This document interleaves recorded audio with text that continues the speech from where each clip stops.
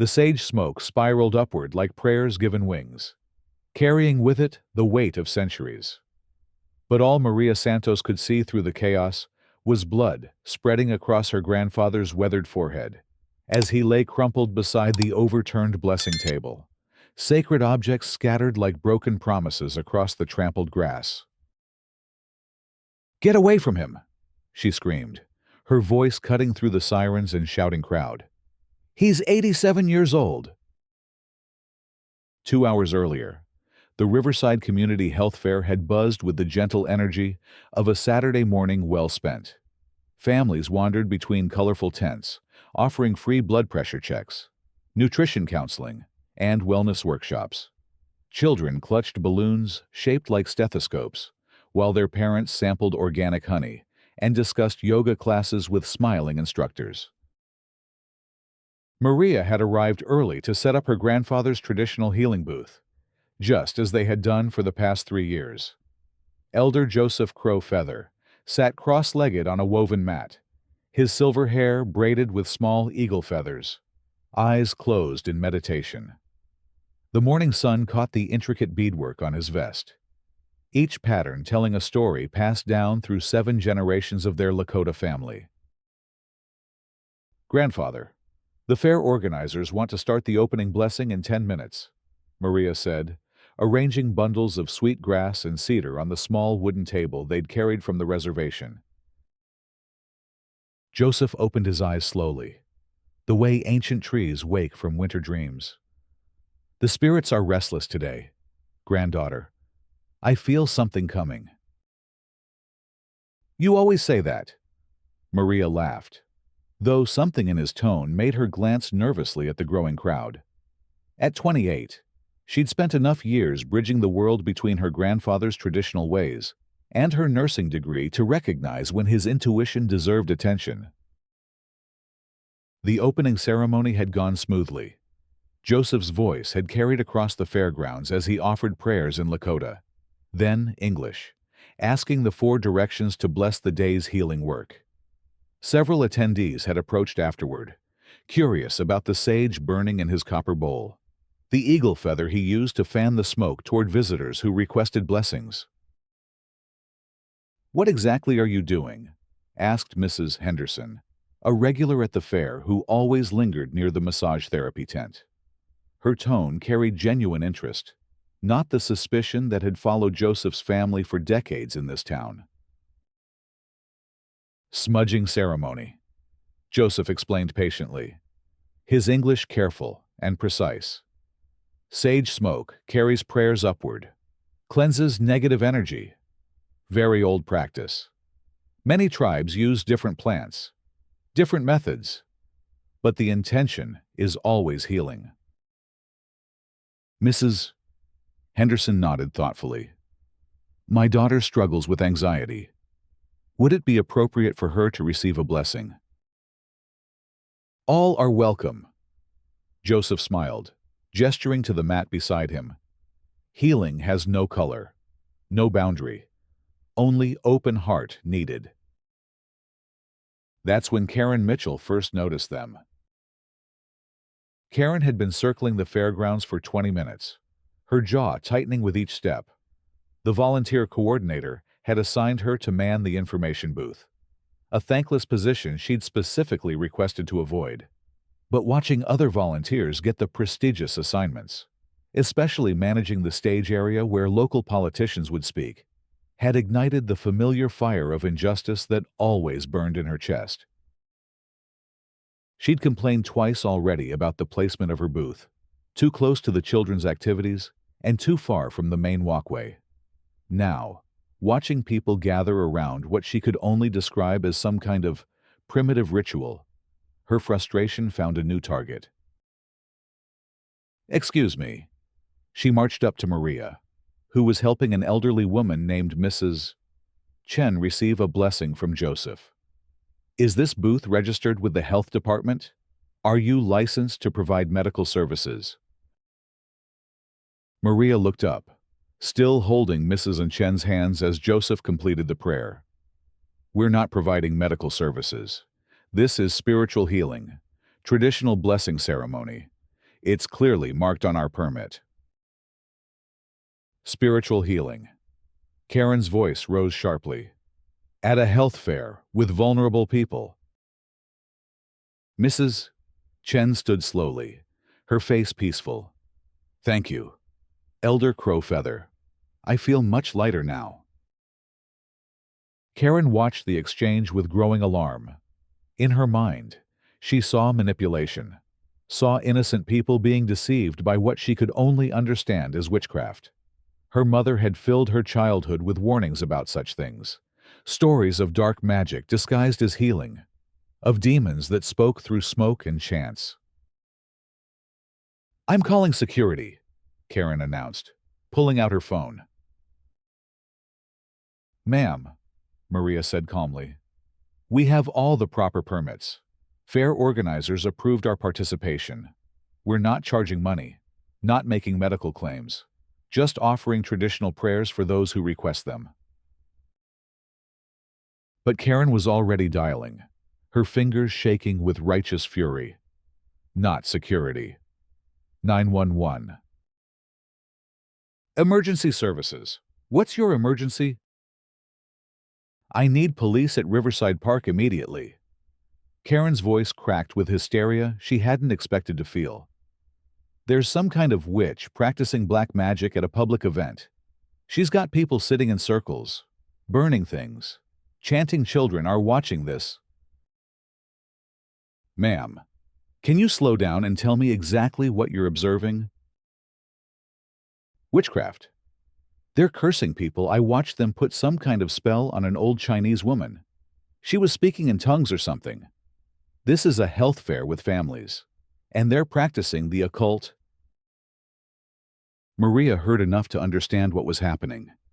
She tried to approach Karen, hands raised peacefully. Please, there's been a misunderstanding. Let me explain what we're actually doing. Stay back, Karen screamed, stumbling backward. Don't you dare try to curse me. I know what you people do. The words "you people" hung in the air like poison gas. Around them, other fair-goers began to notice the commotion. Parents pulled children closer. Vendors peered out from their tents with confusion and growing concern. Joseph stood slowly from his mat, his weathered hands steady as he approached. Sister, there is fear in your heart. Please, let me explain our ways. No harm comes from our prayers. Get away from me! Witch! Karen shrieked, her phone still pressed to her ear. They're surrounding me now. Send everyone. The dispatcher's voice crackled through the speaker. Units are en route. Stay on the line. What happened next would be analyzed for months afterward by community leaders, civil rights attorneys, and trauma counselors. But in the moment, it unfolded with the terrible speed of nightmares. The first squad car arrived within 3 minutes, followed immediately by 2 more. Officers burst from their vehicles with hands on weapons, shouting commands that contradicted each other in the chaos. Everyone step back, police! Where's the threat? Show me your hands. Karen pointed dramatically at Joseph's blessing area. There, the witch. She cursed that woman, and now she's trying to curse me. Officer Reynolds, a 22-year veteran who should have known better, approached the scene with his hand still resting on his service weapon. He'd responded to dozens of calls involving suspicious activities that turned out to be cultural misunderstandings.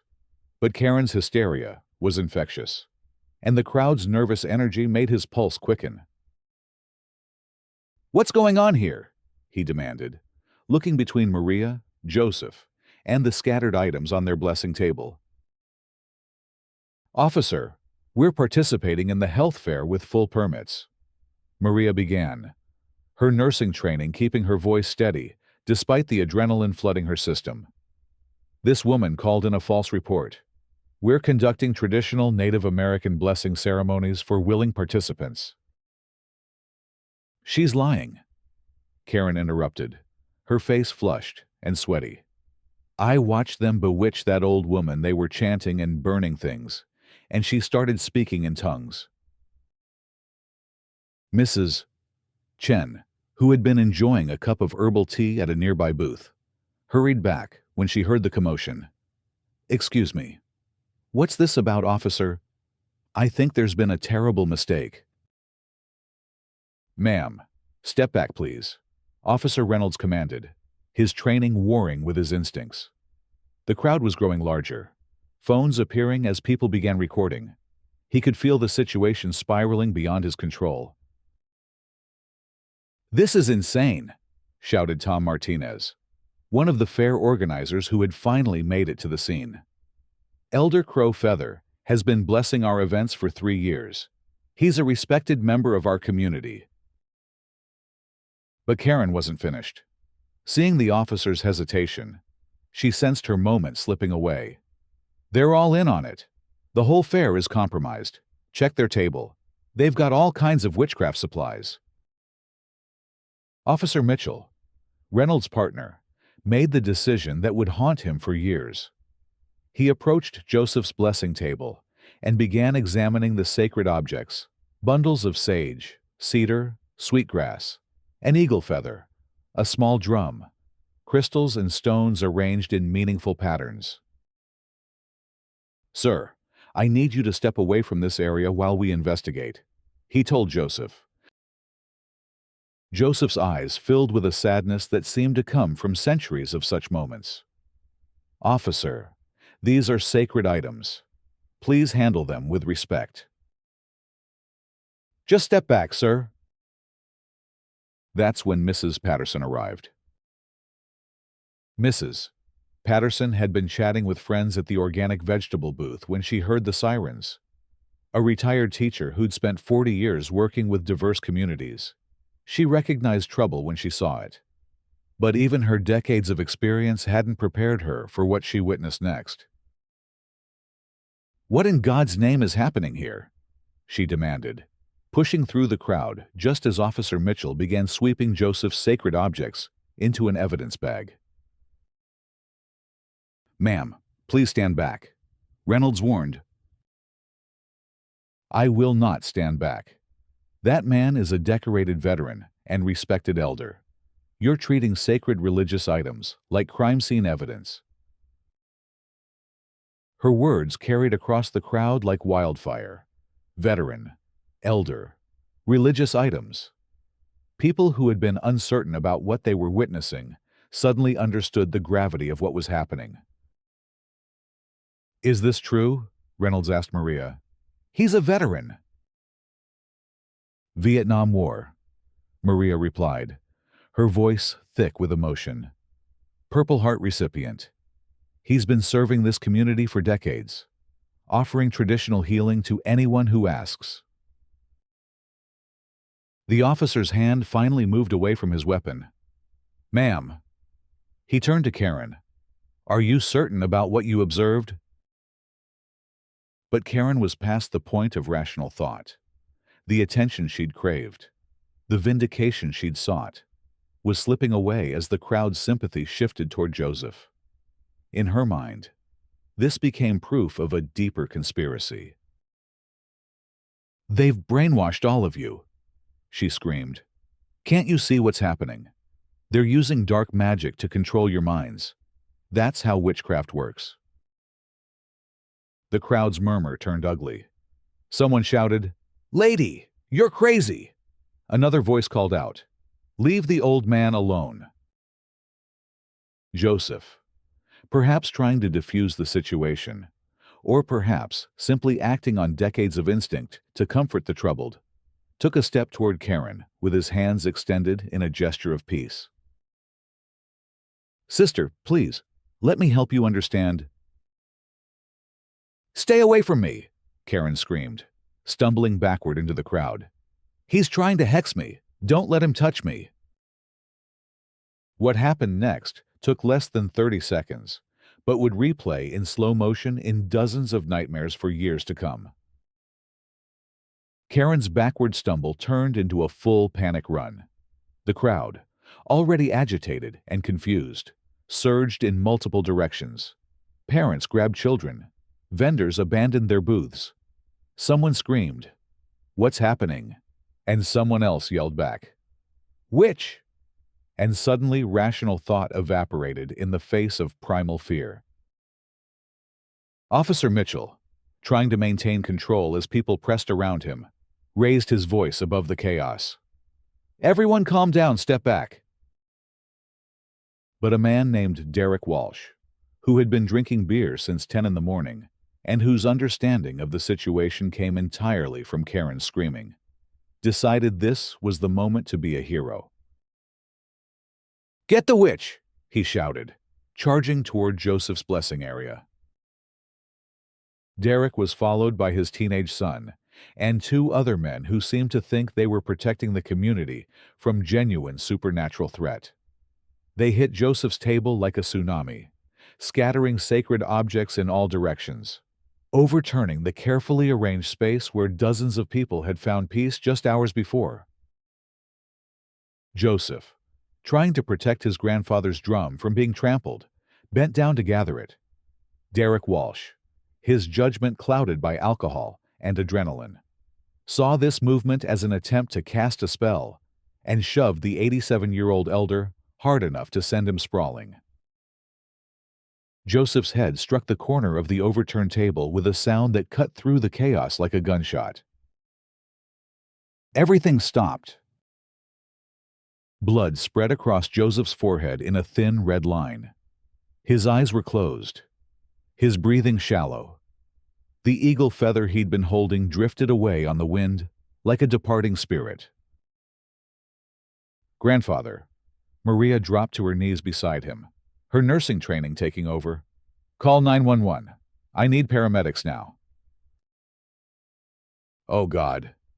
Derek Walsh sobered instantly. "I didn't mean... I thought he was..."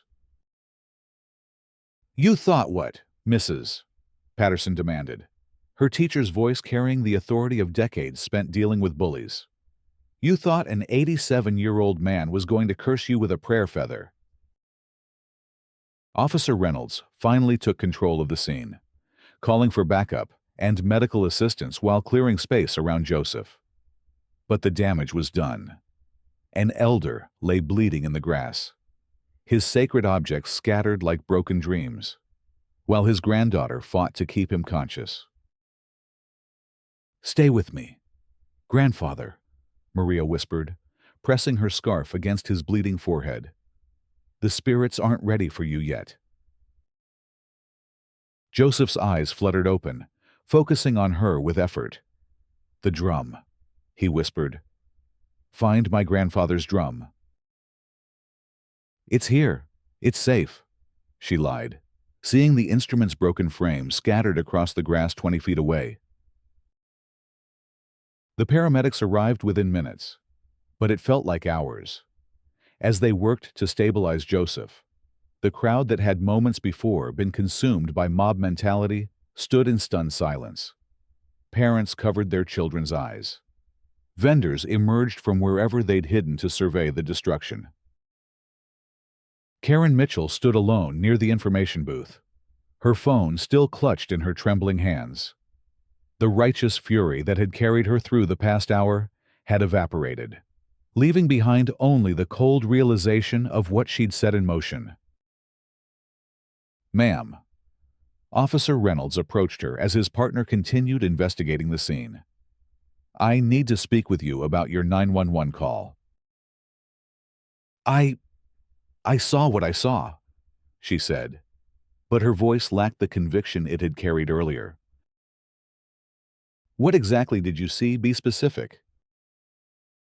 Karen opened her mouth to repeat her accusations about witchcraft and curses, but under the officer's steady gaze, the words seemed to lose their power. They were burning things, and chanting, and people were acting strange afterward. Acting strange how? The Chinese lady said she felt lighter. But that's what they do. They make you think you feel better, so you keep coming back. Mrs. Chen, who had been waiting to give her statement, stepped forward. "Officer, I asked for the blessing myself." Elder Crowfeather explained everything he was doing. It was a beautiful, peaceful ceremony. I've attended church for 60 years, and I felt the same sense of peace I feel during prayer. Reynolds made notes, beginning to understand the scope of the disaster that had unfolded. "Ma'am," he turned back to Karen, "are you aware that making false reports to emergency services is a criminal offense?" Karen's face went white. "False, I wasn't. I mean, I really thought—" "You thought what that an 87-year-old veteran was practicing witchcraft at a community health fair with full permits and fair organizer approval." As Joseph was loaded into the ambulance, Maria climbed in beside him. Before the doors closed, she looked back at the scene of destruction that had been their peaceful blessing space. "This isn't over," she said quietly, but her words carried the weight of generations of injustice. "This can't happen again." The ambulance disappeared down Riverside Drive, carrying with it not just an injured elder, but the last illusions the community held about its own tolerance and enlightenment. What they didn't know yet was that Karen Mitchell's crusade against the witch at the health fair was only the beginning of her campaign to rid the community of what she saw as dangerous influences. 3 days after Joseph's injury, while the elder recovered in the hospital with a concussion and 7 stitches, emails began circulating through various community groups. They appeared to come from concerned citizens, but the language was unmistakably Karen's. "Dear neighbors," one message read, "I feel it's my duty to warn you about the dangerous cult activities that have been allowed to infiltrate our community events. What happened at the health fair was just the beginning. These people practice dark arts under the guise of traditional healing, and they target vulnerable individuals, especially our elderly and children." The emails went on to describe supposed rituals happening at various locations around town, claiming that Native American cultural centers were fronts for occult activities, and that local businesses that sold sage or crystals were part of a wider network of witchcraft practitioners. Maria received screenshots of these emails from concerned friends and community members. Reading them while sitting beside her grandfather's hospital bed, she felt a familiar rage building, the same anger that had sustained her through years of microaggressions and outright racism disguised as concern or questions. "Grandfather, look what she's doing now." Maria showed Joseph the printed emails. His eyes were still slightly unfocused from the concussion, but his mind remained sharp. "She is afraid, granddaughter. Fear makes people do terrible things, but fear can also be overcome." "How? How do we fight this? She's got people believing we're dangerous, that our traditions are evil." Joseph was quiet for a long moment, staring out the hospital window at the city skyline. "The same way our people have always fought lies, with truth, with patience, with the strength of community." But patience was in short supply when the emails escalated. By the end of the week, Karen had created what she called the Community Safety Network, a social media group dedicated to protecting families from occult influences in our neighborhoods. The group gained 47 members in its first day, including several parents whose children attended the same elementary school as Karen's nephew. The posts in the group ranged from sharing photos of homes with dream catchers hanging in windows to warning people away from the downtown metaphysical shop that sold tarot cards and healing crystals. But Karen's obsession remained focused on what she called the witch family at the reservation. "They're planning something," she posted on Thursday evening. "I've been watching their property, and there are cars coming and going at all hours. They're probably holding seances or performing blood rituals. Someone needs to investigate before innocent people get hurt. What Karen didn't realize was that the suspicious activity she'd been monitoring was actually a stream of visitors bringing food, flowers, and prayers for Joseph's recovery. The tribal community, along with many of the health fair attendees who had witnessed the injustice, had organized a support network for the family. Dr. Sarah Williams, who had been running the blood pressure screening booth at the health fair, brought homemade soup and stayed to help Maria with insurance paperwork. Mrs. Chen visited daily, bringing tea and her own grandmother's blessing for Joseph's healing. Even Tom Martinez, the fair organizer who had tried to defend Joseph during the confrontation, spent his evenings helping to research legal options for pursuing charges against the people responsible for the attack. "This has to stop," Dr. Williams said during one of her visits. "What happened at the fair was bad enough, but now she's stalking your family. Have you considered getting a restraining order?" Maria shook her head. Legal action takes time, and she's getting more people worked up every day. Yesterday, she posted our home address with a warning for parents to keep their children away from this property. Our neighbor's 8-year-old asked his mom if we're really witches. The breakthrough came from an unexpected source. Janet Morrison had joined Karen's community safety network out of curiosity more than genuine concern. As a retired librarian with a master's degree in sociology, she'd spent her career researching the social dynamics of fear-based movements. What she observed in Karen's group triggered every academic alarm bell she possessed. More troubling than the obvious racism and cultural ignorance were the patterns Janet recognized from her study of historical witch hunts and moral panics. Karen wasn't just expressing prejudice. She was systematically building a case for community-sanctioned violence. Janet began documenting everything: screenshots of posts, lists of members, records of escalating rhetoric. When Karen posted a message suggesting that concerned citizens should patrol the reservation border to monitor cult activities, Janet knew it was time to act.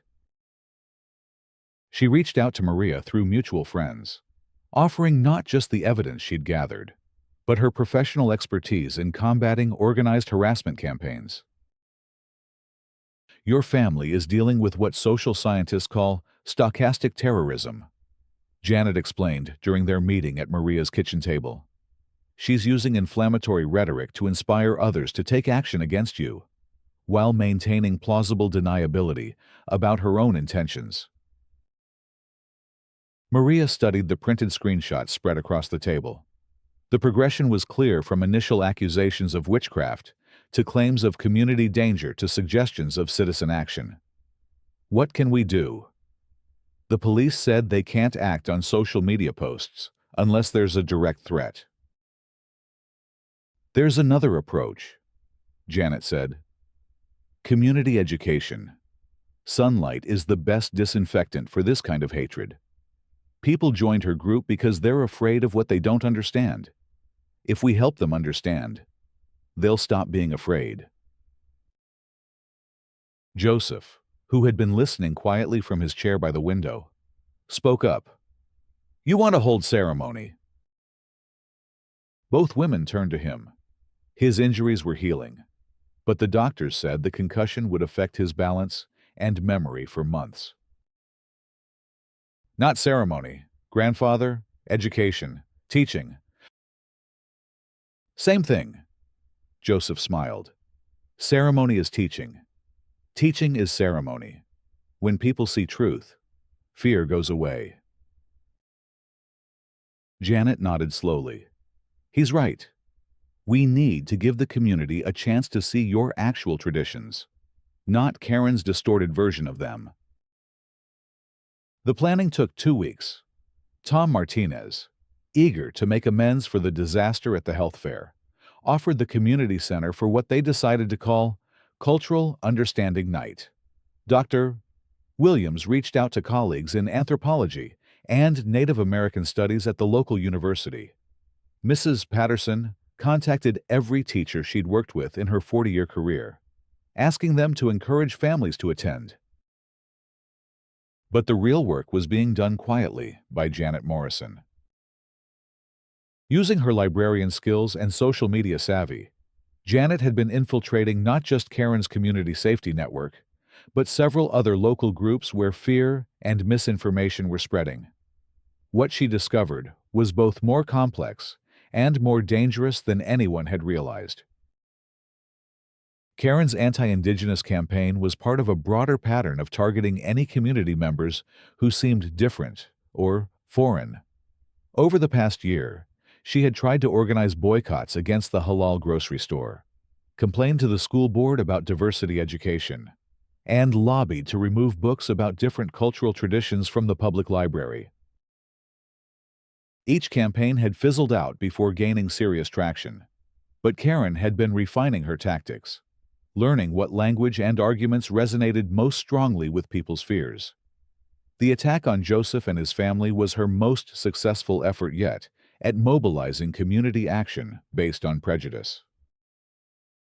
Janet documented everything in a comprehensive report that she planned to present at Cultural Understanding Night. But first, she had one more piece of evidence to gather. Karen had been posting increasingly desperate messages as community support for the Crow-Feather family grew. Her latest posts suggested that the witch cult had somehow enchanted local officials and community leaders, explaining why no one was taking her warning seriously. On the Wednesday before Cultural Understanding Night, Karen posted what Janet had been waiting for: a direct call to action. "They're holding some kind of ritual this Friday at the community center," Karen wrote. "They're calling it education, but we all know what it really is. They want to recruit our children, to normalize their devil worship in our community. We can't let this happen. Real patriots need to show up and protect our families." The post was shared 18 times within the first hour. Janet screenshotted everything, then picked up her phone to call Maria. "We need to contact the police," she said without preamble. Karen just crossed the line from harassment to inciting potential violence. Officer Reynolds, who had been investigating the health fair incident and feeling increasingly uncomfortable with his role in the traumatic events, agreed to provide security for Cultural Understanding Night. He also assured Maria that Karen's social media activity was now being monitored as part of the ongoing investigation into the assault on Joseph. Friday evening arrived with intention that seemed to thicken the autumn air. Cars began arriving at the community center an hour before the scheduled start time. Some brought families genuinely interested in learning about Native American traditions. Others carried people who had been influenced by Karen's rhetoric and wanted to see for themselves what was happening. Karen herself arrived 20 minutes early, accompanied by 6 members of her community safety network, including Derek Walsh, the man who had shoved Joseph at the health fair. They positioned themselves in the back row of folding chairs, arms crossed, faces set in expressions of suspicious vigilance. Maria felt her stomach clench when she saw them. Joseph, despite his ongoing recovery symptoms, had insisted on attending. He sat quietly in the front row, wearing the same beaded vest he'd worn to the health fair, now cleaned and mended where it had torn during the attack. "Are you sure about this, grandfather?" Maria whispered. "Fear grows in darkness," Joseph replied. "Truth needs light." Tom Martinez opened the evening with an apology that carried the weight of genuine remorse. 3 weeks ago, our community failed one of its most respected elders. We allowed fear and misunderstanding to create violence against a man who has served this country in war and served our community in peace. Tonight, we begin to make that right. Dr.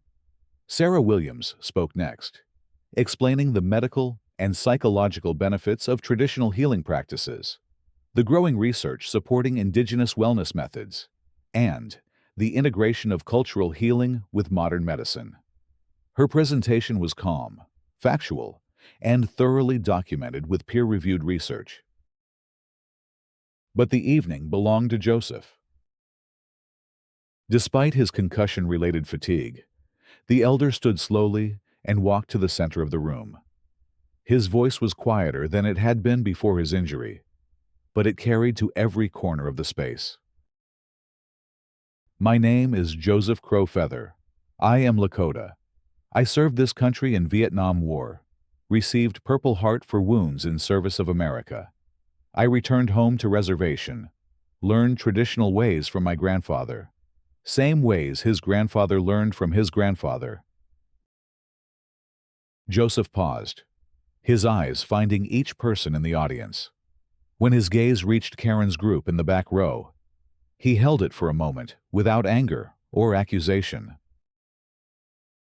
For 40 years, I practiced traditional healing alongside modern medicine, worked with doctors, nurses, therapists to help our people heal from trauma, addiction, depression, never claimed to cure cancer or fix broken bones, only offered what our traditions have always offered: connection to spirit, to community, to the healing power of ceremony. He gestured to Maria, who brought forward a small leather pouch. This is sage, sacred plant. We burn it for cleansing, for prayer, for blessing. Same way Christians light candles. Same way Jewish people burn incense. Same way Buddhist monks burn sandalwood. Different plants, same purpose: connecting earth to spirit. Joseph demonstrated the smudging ceremony, explaining each step, each prayer, each movement. The sage smoke drifted gently through the community center, carrying with it the scent of prairies and the weight of centuries. This is what frightened the woman at health fair. Joseph said simply, this prayer, this blessing, this old man asking spirits to bring healing to whoever needs it. A child in the audience raised her hand. Mr. Joseph, why do people think you're scary? Joseph smiled.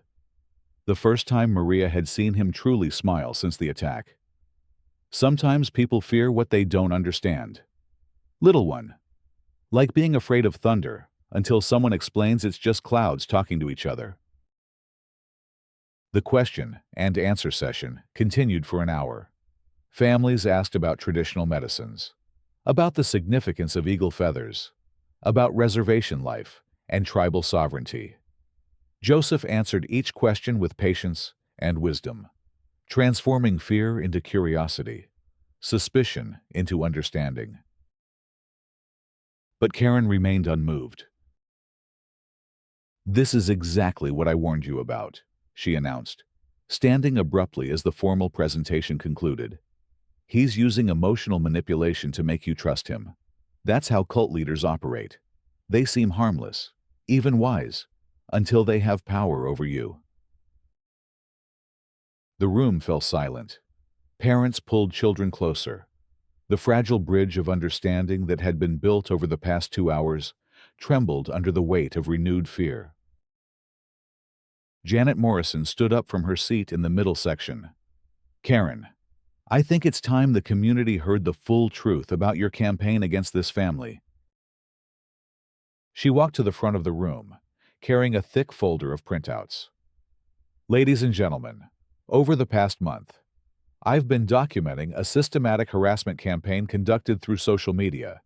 What you're about to see represents a deliberate effort to terrorize a family based on their cultural and religious practices. Janet opened the folder and began reading directly from Karen's posts. The escalating rhetoric, the suggestions of violence, the sharing of the family's personal information, the calls for citizen patrols, and community action. With each quoted post, the community center grew quieter. Parents who had been nodding along with Karen's concerns began shifting uncomfortably in their seats. Several people who had joined her community safety network stared at the floor, realizing for the first time how their participation had contributed to a campaign of hatred. Furthermore, Janet continued, investigation into the health fair incident reveals that Ms. Mitchell's 911 call contained multiple false statements. She claimed to witness witchcraft, curses, and supernatural threats. What she actually observed was an elderly veteran offering traditional prayers to consenting adults at a permitted community event. Officer Reynolds stepped forward. "Ma'am, you're correct. Our investigation has concluded that Ms. Mitchell made false reports to emergency services, leading to the assault on Mr. Crowfeather. Charges have been filed for filing false reports and inciting public disorder." Karen's face went through a series of expressions: shock, anger, defiance, and finally, desperate pleading.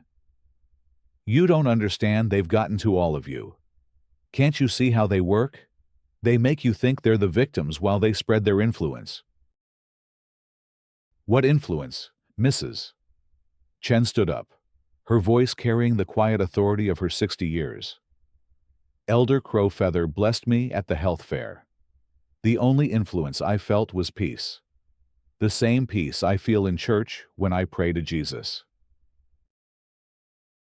And the only thing I've seen him teach," added Mrs. Patterson, "is respect for all people, regardless of their faith or background.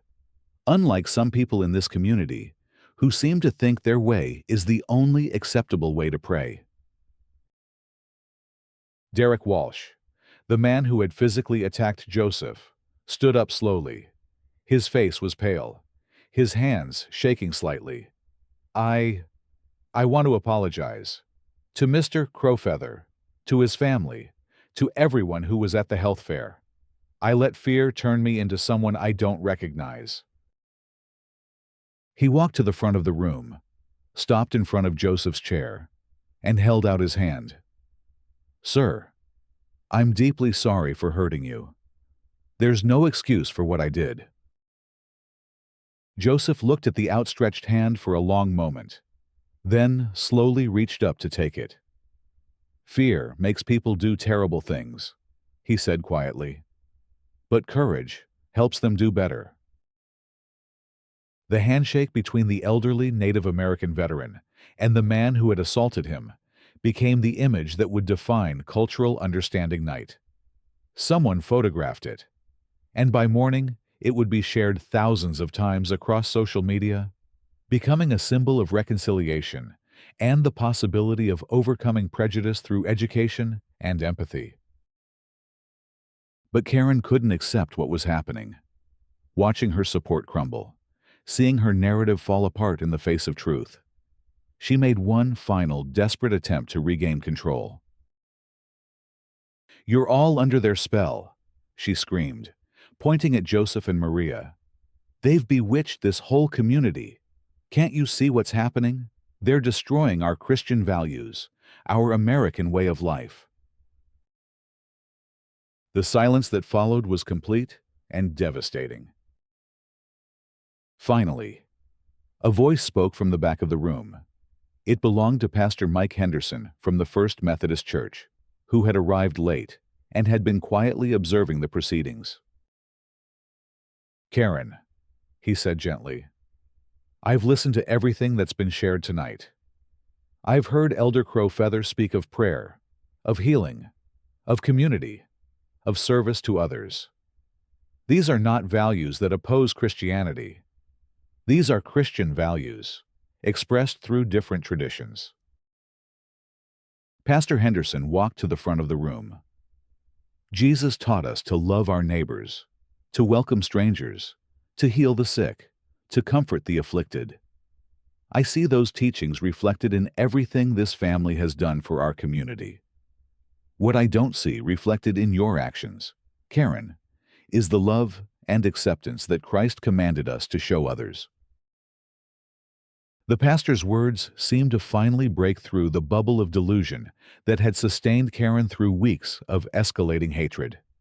She looked around the room at faces that had once shown her sympathy, even support, now turned away in embarrassment and disgust. I I was just trying to protect," she began, but the words died in her throat. Officer Reynolds approached her quietly. "Ma'am, I need you to come with me. There are some things we need to discuss regarding the charges that have been filed." As Karen was led away, the community center remained silent for several minutes. People seemed to be processing not just what they had learned about Native American traditions, but what they had learned about themselves, about how easily fear could be weaponized, about how quickly a community could turn against its most vulnerable members. Tom Martinez finally broke the silence. "I think we all have some thinking to do about how we can ensure something like this never happens again in our community." "Education," Dr. Williams said firmly. "Regular cultural education programs, not just about Native American traditions, but about all the diverse communities that make up our town. We need to create ongoing opportunities for understanding instead of waiting for crisis to force these conversations." Janet Morrison nodded. "And we need to be vigilant about hate speech and harassment, online and offline. Communities that allow fear-based rhetoric to flourish eventually see that rhetoric turn into violence." Joseph stood slowly, still unsteady on his feet, but determined to speak. "My granddaughter and I, we thank you for listening tonight, for learning, for choosing understanding over fear." He paused, looking around the room at faces that now showed respect instead of suspicion. "In our tradition, we say that healing comes not just to one person, but to the whole community. Tonight, I feel that healing beginning." The applause that followed was quiet but sustained, filled with the weight of genuine respect and the promise of change. Over the following months, the legal consequences of Karen's actions unfolded with measured justice. She was convicted of filing false reports, sentenced to community service, and required to pay restitution for Joseph's medical bills. More significantly, she was banned from all community facilities and events pending completion of court-ordered sensitivity training and anger management counseling. Derek Walsh, despite his public apology, faced assault charges and was sentenced to community service working with tribal youth programs, an assignment that would ultimately transform his understanding of Indigenous culture and his own capacity for growth. But the real change came in the community itself. Cultural Understanding Night became a monthly series, featuring speakers from all the diverse communities in the area. The local schools added Native American history to their curriculum, with Joseph serving as a guest instructor, despite his ongoing recovery. The community center established a permanent cultural education program, and the library created a special collection of books about Indigenous traditions and contemporary Native American life. 6 months after the health fair incident, the city held a special ceremony to present Joseph Crow Feather with the Community Service Award, recognizing not just his years of traditional healing work, but his grace and strength in the face of hatred. Standing at the podium in City Hall, his balance still affected by the concussion, but his spirit unbroken, Joseph offered one final teaching to the community that had both failed and redeemed him. "Hatred is easy," he said, his voice carrying across the packed auditorium. "It asks nothing of us except fear. But love, understanding, community, these require courage. They require us to listen when we'd rather speak, to learn when we'd rather judge, to bridge differences when we'd rather build walls." He held up his grandfather's drum, carefully repaired by a local craftsman who had donated his time. "This drum carries songs older than this nation, prayers older than the fear that brought violence to our peaceful ceremony. But it also carries new songs now, songs of healing, songs of community learning to be better." Joseph began to drum softly, the sound filling the auditorium like a heartbeat, like a prayer, like the promise that truth would always outlast lies, that understanding would eventually overcome fear, and that communities willing to face their failures could find their way to healing. The last note hung in the air long after his hand stilled, carrying with it the echo of all the prayers he had offered, all the blessings he had shared, all the bridges he had built between cultures and hearts. In that moment, the sacred fire that had been attacked, scattered, and nearly extinguished, burned brighter than ever before. Because sometimes, healing comes not despite the darkness, but because of it. Sometimes, community is not born from comfort, but from the shared recognition that we can all do better, be better, choose better. And sometimes, the most powerful prayer is the one that transforms hatred into understanding, fear into wisdom, and strangers into family. The sacred fire burns eternal, carried in the hearts of all who choose love over fear, truth over lies, healing over hatred, and in a small community center where an elder once lay bleeding among his scattered sacred objects. Children now learn traditional songs, families share traditional foods, and everyone is welcome to sit around the sacred fire of understanding.